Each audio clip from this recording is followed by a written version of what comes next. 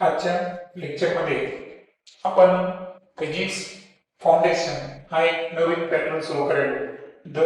दर संडेला आपल्याला फिजिक्स फाउंडेशन संदर्भात काही विज्ञानातील सूत्र शिकायचे, बरोबर। आता एक लक्षात घ्या की या अगोदर आपण दोन फिजिकल कन्सेप्ट येतात, त्यामध्ये थोडासा फरक पाहिला होता। तर एक आहे डिस्टन्स आणि दुसरा आहे डिस्प्लेसमेंट। ओके, आता डिस्टन्स आणि डिस्प्लेसमेंट यांच्यामध्ये काय फरक आहे तर याबद्दल आपण शिकलो होतो की सपोज एक ऑब्जेक्ट आहे किंवा एखादा व्यक्ती आहे, तर तो ए पासून बी पर्यंत आणि बी पासून 90 डिग्री मध्ये टर्न घेऊन सी पर्यंत पोहोचला।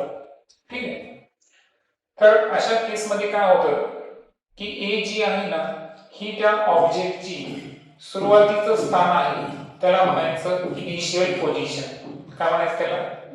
Initial position. आणि सी हे त्या व्यक्तीचं शेवटचं स्थान आहे, आणि त्यामुळे त्या पोझिशनला आपण काय म्हणणार? Final position. जेव्हा आपण डिस्टन्स बद्दल बोलतो तर डिस्टन्स हे काय आहे तर डिस्टन्स हे असतं पाथ लेंथ। काय म्हणायचं याला? पाथ लेंथ म्हणजे मोशनच्या दरम्यान एकूण किती मार्ग ट्रॅव्हल केला गेला त्याची लांबी, याला काय म्हणतो आपण? अंतर, डिस्टन्स म्हणतो। आपण कन्सिडर करू की ए टू बी हे जे अंतर आहे हे आहे 6 मीटर आणि बी टू सी जे अंतर आहे ते आहे 8 मीटर, असं जर आपण कन्सिडर केलं तर अशा केस मध्ये जर आपल्याला डिस्टन्स काढायचा आहे, काय काढायचं आहे? डिस्टन्स। सो डिस्टन्स जर अशा केस मध्ये काढायचा असेल तर सांगितल्याप्रमाणे आपल्याला टोटल पाथ लेंथचा विचार करणं आहे, आणि टोटल पाथ लेंथ काढत असताना आपण काय करणार? ए टू बी आणि त्यानंतर B to C. So A B plus B C हे दोन्ही अंतर आपण काय करणार? विचारात घेणार। बघा आता ए टू बी आहे 6 मीटर आणि बी टू सी आहे 8 मीटर। सो एकूण जे डिस्टन्स किंवा पाथ लेंथ जी ट्रॅव्हल केली गेली ती किती मीटर आली या ठिकाणी? 14 मीटर। ओके, आता हे झालं डिस्टन्सच्या संदर्भात। जेव्हा मी डिस्प्लेसमेंट संदर्भात बोलतो तर डिस्प्लेसमेंट जे आहे तर हे काय माहिती का, याला डिफाइन करताना पहा, minimum distance between initial and final position. म्हणजे याचा अर्थ काय झाला की वस्तूचं सुरुवातीचं आणि शेवटचं जे स्थान आहे यामधलं कमीत कमी अंतर याला काय म्हणायचं? डिस्प्लेसमेंट, ज्याला मराठीमध्ये आपण काय म्हणतो? विस्थापन। आता अशा केस मध्ये होणार काय की जर आपल्याला डिस्प्लेसमेंट फाइंड करायचं असेल, ओके, डिस्प्लेसमेंटला आपण असं शॉर्टकट पण लिहू शकतो।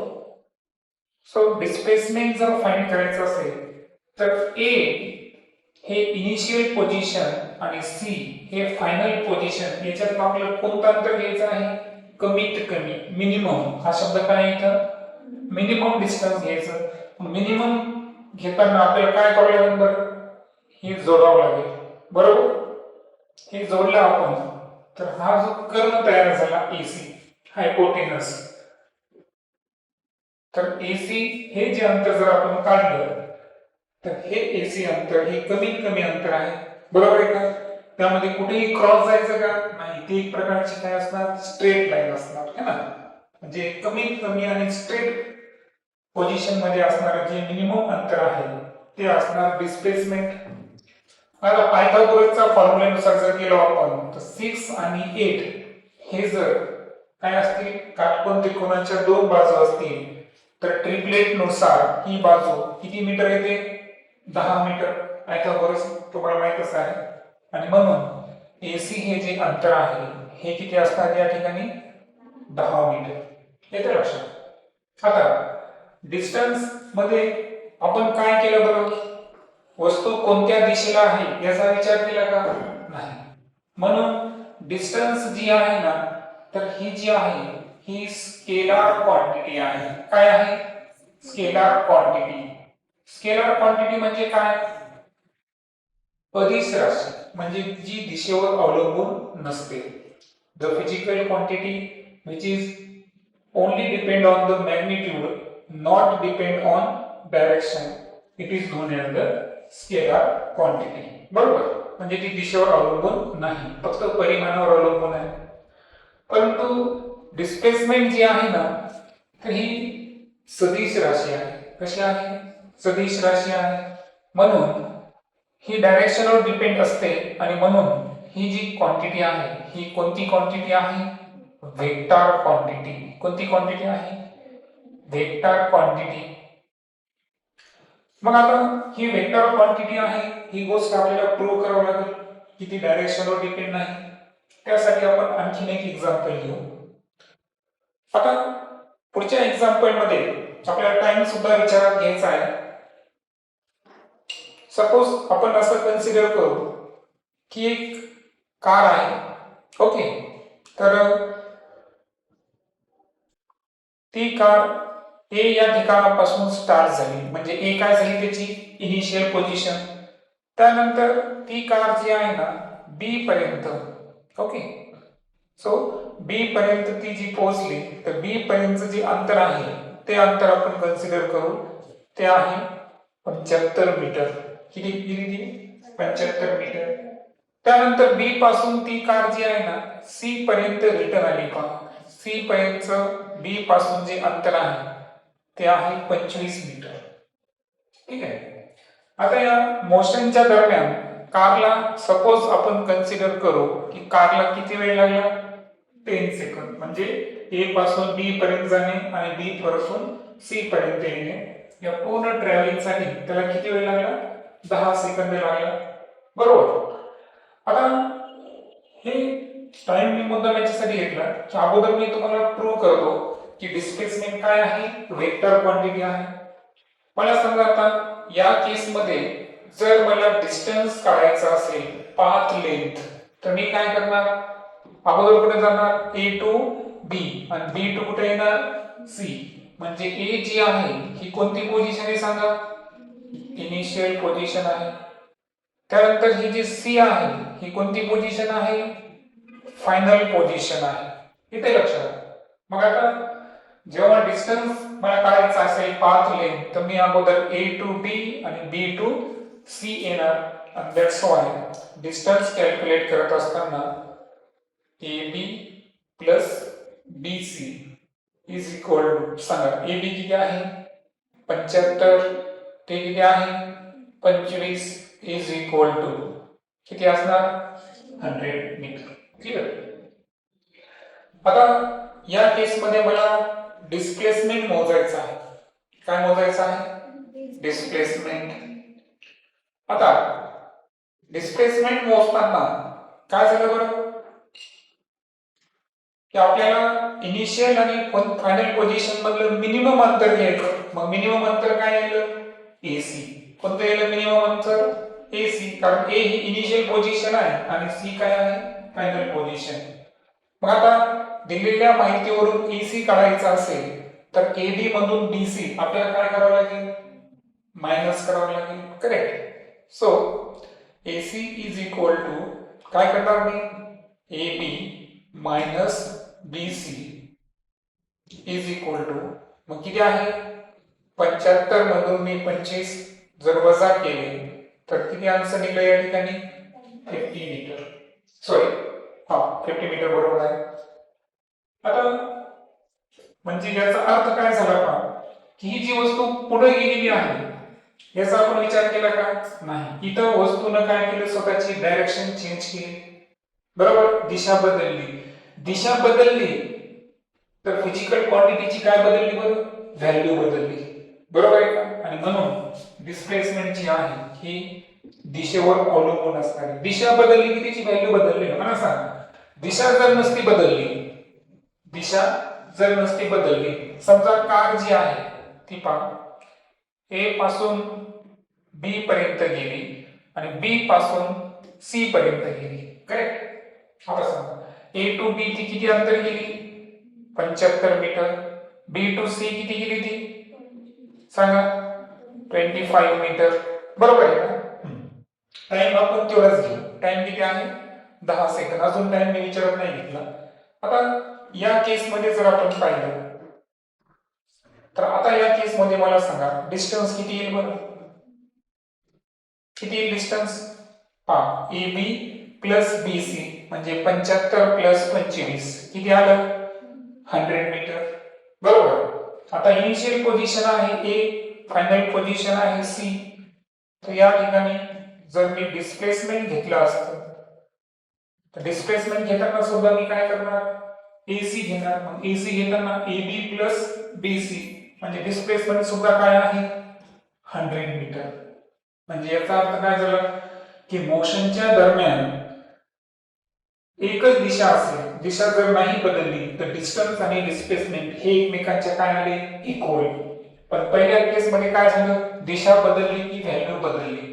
डिस्टन्सची बदलली का, कशाची बदलली, डिस्प्लेसमेंटची. मग ज्याची दिशा बदलल्यावर ज्या भौतिक राशीची व्हॅल्यू बदलते त्या फिजिकल क्वांटिटीला आपण कोणती क्वांटिटी म्हणायचं, वेक्टर क्वांटिटी.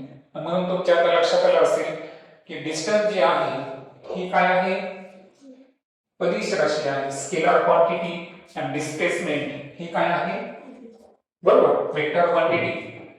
आता हे जे आहे हे फक्त मी तुम्हाला समजण्यासाठी दिलेलं आहे. आता मी हे मोडतो या ठिकाणी, ओके. आता ह्यामध्ये आपल्याला काय करायचंय, आता याच्या पुढचे 2 सूत्र बघायचे आहेत ज्या सूत्रावर आपण विचार करणार आहे. तर त्यामध्ये पहिले जे सूत्र आपण विचारात घेणार आहोत तर ते आहे स्पीड संदर्भात.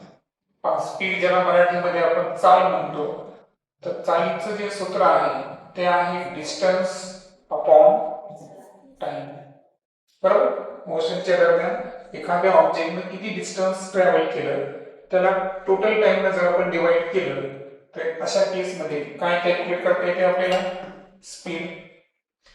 मग आता मला सांगा डिस्टन्स या केसमध्ये किती मीटर होतं, 100 मीटर डिवाइडेड बाय टाइम किती होता, 10 सेकंद.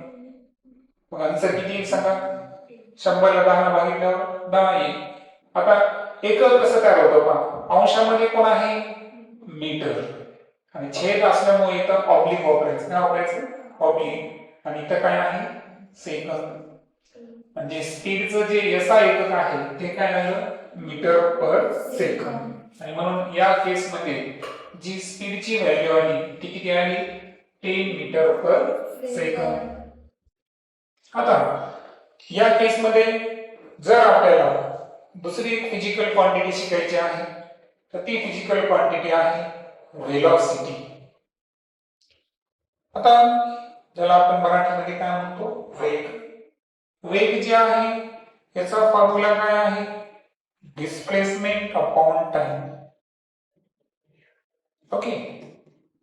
सो का विशिष्ट टाइम मध्ये वस्तूचं किती विस्थापन होतं, बरोबर, यावरून काय कॅल्क्युलेट करता येते, व्हेलॉसिटी. मग आता या केसमध्ये जर आपल्याला डिस्प्लेसमेंट मला सांगा किती होतं, 50 मीटर, बट टाइम किती आहे, 10 सेकंद. तर अशा केसमध्ये जी व्हेलॉसिटी आहे ती काय आहे, 5 मीटर पर सेकंद. क्लिअर. आता स्पीड ही कोणावर डिपेंड होती बरं, डिस्टन्स आणि टाइम. डिस्टन्स ही सुद्धा स्केलर क्वांटिटी आहे आणि टाइम सुद्धा काय आहे, स्केलर क्वांटिटी आहे. आणि त्याच्यामुळे स्पीड जी आहे, स्पीड इज ती सुद्धा कोणती क्वांटिटी आहे, स्केलर क्वांटिटी आहे. येते लक्षात. मात्र व्हेलॉसिटी जी आहे ही कोणावर डिपेंड आहे? Displacement and time. डिस्प्लेसमेंट ही कोणती क्वांटिटी आहे? वेक्टर क्वांटिटी आहे. दॅट्स व्हाय व्हेलॉसिटी सुद्धा काय येणार? Vector quantity. आणि म्हणून आपण लिहू शकतो की व्हेलॉसिटी इज अ कोणत्या टाइपची क्वांटिटी आहे? Vector quantity.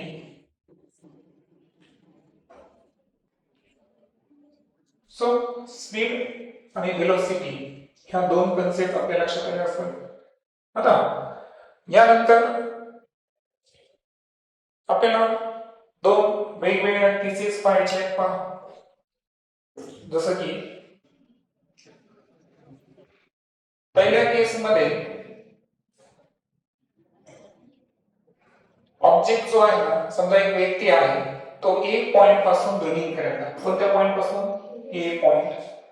त्यानंतर सेंटर जो आहे ओ आणि बरोबर ए च्या विरुद्ध बाजूला म्हणजे बी पॉइंटला तो पोहोचला. म्हणजे त्याने काय केले या ठिकाणी? हाफ सर्कल या ठिकाणी काय केलं? कव्हर केलं. अर्धवर्तुळ फिरला तो. बरोबर आहे का? आता या ग्राउंडची जी त्रिज्या आहे ना, तर ती त्रिज्या आपण कन्सिडर करू. ती आहे 14 मीटर. किती आहे? 14 मीटर एवढी ग्राउंडची काय आहे? त्रिज्या आहे वर्तुळाच्या ग्राउंडची. आणि त्या ग्राउंडवर त्यानं फक्त काय केलं? अर्धा ग्राउंड कंप्लीट केला. किती? अर्धा. वाटल्यास मी काय करतो? डॉट दाखवतो. हा अर्धा राऊंड त्याला काय केला? कंप्लीट केला रनिंग करून. आणि तो कुठं पोहोचला? आता बी पॉइंटला पोहोचला. ठीक आहे.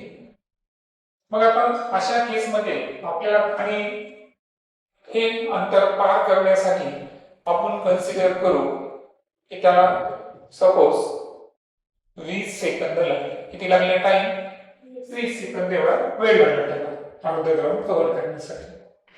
तर अशा केसमध्ये आता आपल्याला काय करायची? त्याची स्पीड आणि व्हेलॉसिटी हे दोन्ही कॅल्क्युलेट करायचं आहे. आता प्रथम आपण स्पीड कॅल्क्युलेट करू. स्पीडचा फॉर्म्युला काय आहे? Distance upon time. मग तुम्ही म्हणणार आपल्याला डिस्टन्स तर दिलंच नाही. मग आता इथे आपल्याला विचार करायचा आहे की जे डिस्टन्स आहे ते डिस्टन्सला मी काय म्हणलो? Path length. म्हणजे जेवढा काही मार्ग त्याने ट्रॅव्हल केलेला आहे ते आपल्याला बघावं लागेल. मला सांगा, ए पासून बी पर्यंत गेला म्हणजे त्यानं वर्तुळाचा अर्धा राऊंड म्हणजे अर्ध परिघ पूर्ण केलं. पूर्ण परिघाचं सूत्र काय आहे? सर्कम्फरन्स इज इक्वल टू 2 पाय आर. आणि सेमी सर्कम्फरन्स घेतला आपण अर्ध परिमिती किंवा अर्ध परिघ. तो किती? पाय आर. 2 पाय आर ला किती भागावं लागेल? आपल्याला 2 न भागावं लागेल. म्हणजे याचा अर्थ जे डिस्टन्स आहे ते किती आलं? पाय आर. लक्षात पहा, पूर्ण सर्कलचा सर्कम्फरन्स 2 पाय आर आहे. परंतु जर अर्ध वर्तुळ असेल है ना, फॉर सेमी सर्कल अर्ध वर्तुळ जर असेल तर त्याचा सर्कम्फरन्स काढायचा असेल तर 2 पाय आर ला आपल्याला हा अर्ध करावा लागेल. आणि ते जर आपण हाफ केला तर सी ची व्हॅल्यू किती निघते? पाय आर. सो आपण पाय आर इथं प्लेस केला. टाइम जो आहे तो किती आपल्याकडे पाठवायचा? तर आपण व्हॅल्यू टाकू. टाइमचा फॉर्म्युला काय घेतला आपण शॉर्टकट मध्ये? टी असं कन्सिडर करू. पायची व्हॅल्यू किती आहे सांगा? आता तुम्हाला माहित आहे 14 म्हणजे 7 च्या पटीत म्हणजे 22/7 आपण घेऊ शकतो. आर ची व्हॅल्यू किती आहे? 14.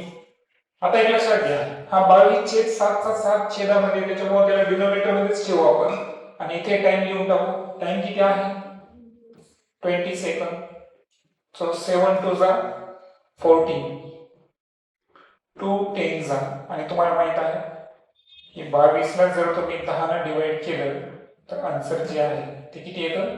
2.2 मीटर पर सेकंद.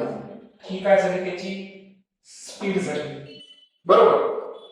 आता सेकंड केस मध्ये आपल्याला कॅल्क्युलेट करायचंय. पहा काय कॅल्क्युलेट करायचंय सांगा? व्हेलॉसिटी. व्हेलॉसिटीचा जो फॉर्म्युला आहे तो काय आहे? Displacement upon time. मग आता मला सांगा या केसमध्ये तुम्ही डिस्प्लेसमेंट कसं कॅल्क्युलेट करणार? पहा, ए आणि बी सेमी सर्कल आहे, म्हणजे याचा अर्थ काय झाला की ए बी मधून मी जर एखादी रेषा काढली तर ती त्या वर्तुळाची काय असली पाहिजे? डायमीटर असली पाहिजे. म्हणजे लक्षात घ्या की वस्तूचं इनिशियल पोझिशन आहे ए, फायनल पोझिशन आहे बी, आणि ए बी मधलं जे मिनिमम अंतर आपण पार करू तर ती त्या वर्तुळाचा काय असणार आहे? डायमीटर. मग आता मला सांगा डायमीटरचा फॉर्म्युला काय आहे? 2 into रेडियस. रेडियस किती आहे? 14. सो इज इक्वल टू किती असेल? 28 मीटर. ही झाली डायमीटर. आणि डायमीटरच या केस मध्ये काय आहे? डिस्प्लेसमेंट. कारण इनिशियल आणि फायनल पोझिशन मधलं कमीत कमी अंतर आपल्याला घ्यायचं होतं. करेक्ट. मग आता या केस मध्ये डिस्प्लेसमेंट किती आहे सांगा? डायमीटर म्हणजे किती? 28 मीटर. टाइम जो आहे तो किती आपल्याकडे? 20. सांगा काय होईल? 8 शून्यामुळे तो पॉइंट येईल आणि आन्सर किती? 1.4 मीटर पर सेकंद. सो या केस मध्ये ही झाली स्पीड आणि ही झाली वेलोसिटी. करेक्ट. लक्षात. आता सपोज यामध्ये आपण आणखी एक केस घेऊ पहा. सो मी जर इथे ग्राह्य धरलं, जस्ट आपण कन्सिडरेशन करू. कन्सिडरेशन करतो मी की हा जो व्यक्ती आहे तो ए पॉइंट वरून त्याने रनिंग स्टार्ट केली आणि त्यानंतर पुन्हा एक राऊंड पूर्ण करून तो कुठे आला? ए पॉइंटला आला. येते लक्षात? किंवा मग तुम्हाला वाटल्यास सेपरेट फिगर घेतो. करायचं नाही. तिसरी केस.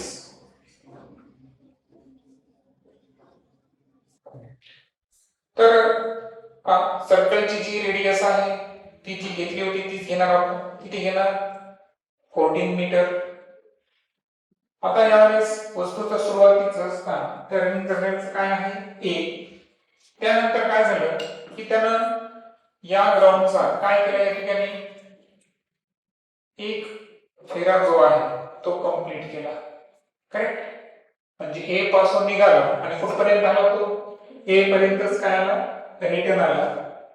मग ए पर्यंत रिटर्न आला. आता या केस मध्ये आपल्याला काय करायचं आहे? त्याचं स्पीड आणि वेलोसिटी काढायचं आहे. वाटल्यास आपण काय करू की चार गोष्टी या ठिकाणी कॅल्क्युलेट करून घेऊ. पहिल्यांदा काय करू आपण? डिस्टन्स. काय कॅल्क्युलेट करायचं आपल्याला? डिस्टन्स. त्यानंतर डिस्प्लेसमेंट, त्यानंतर स्पीड आणि त्यानंतर वेलोसिटी. सांगा या केस मध्ये जे डिस्टन्स असेल ते काय असेल बरं? ए पासून स्टार्ट झाला आणि एक राऊंड त्याने कंप्लीट केला. याचा अर्थ वर्तुळाची एक फेरी पूर्ण केली. म्हणजे इथं जे डिस्टन्स आहे हे कशाच्या इक्वल असेल? सर्कम्फरन्सच्या इक्वल असेल. सर्कम्फरन्सचा फॉर्म्युला काय असतो? 2 पाया r. 2 ला 2, पायची किंमत 22/7. रेडियस आहे 14 मीटर. 7 2 जा 14.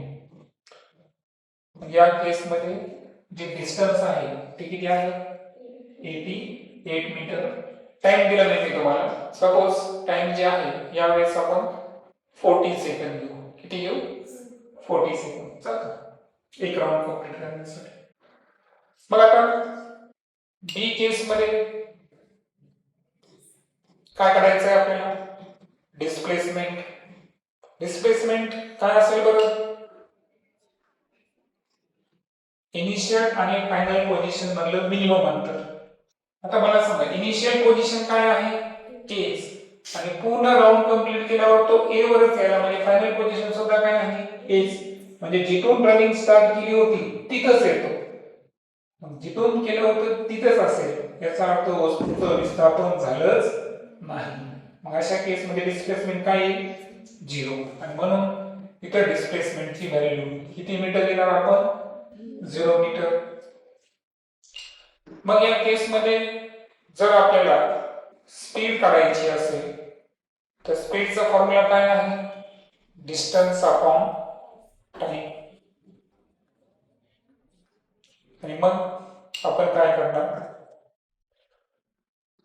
की डिस्टन्स किती मीटर आहे सांगा? 88 मीटर. सांगा टाइम किती आहे? 40 सेकंद. सो 4 2 8, 4 2 8. जी स्पीड आहे ती स्पीड किती आहे? 2.2 मीटर पर सेकंद.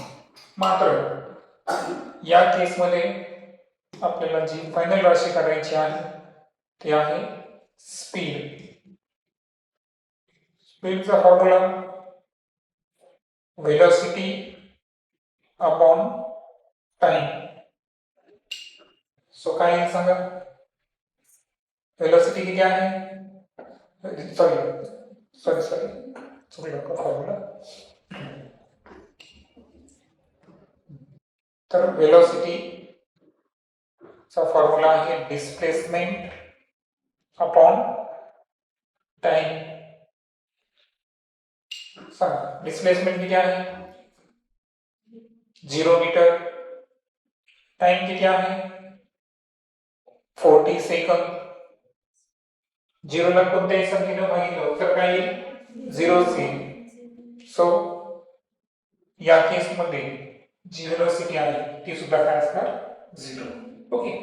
तर अशा पद्धतीने आजच्या लेक्चरमध्ये आपण डिस्टन्स, डिस्प्लेसमेंट, स्पीड आणि वेलोसिटी यांचं काय रिलेशनशिप आहे हे समजून घेतलं.